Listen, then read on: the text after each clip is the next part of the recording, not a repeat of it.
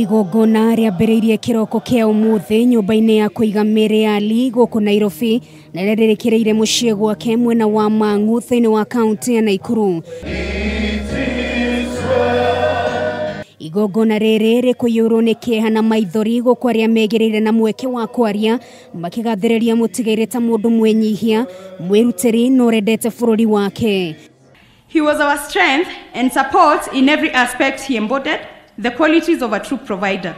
A man whose visionary leadership successfully steered the group of companies in a highly competitive business environment.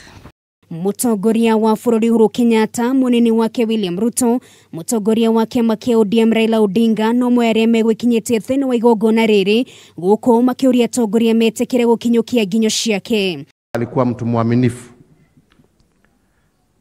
Alikuwa mtu ambaye aliamini kufanya kazi kwa bidii na kukula jasho yake. Dale ya gadidino ya mudoge, ale ya gadidino yake.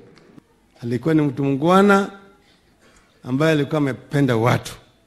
It is very interesting how a person can be such a great influence on others and a whole industry the way Karanja Kabage became.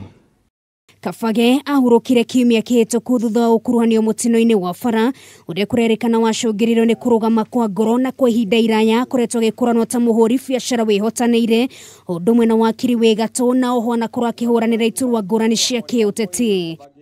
Ngĩribotera Kameme TV, rĩtwa rĩakwa nĩ Nũngari wa Kamau.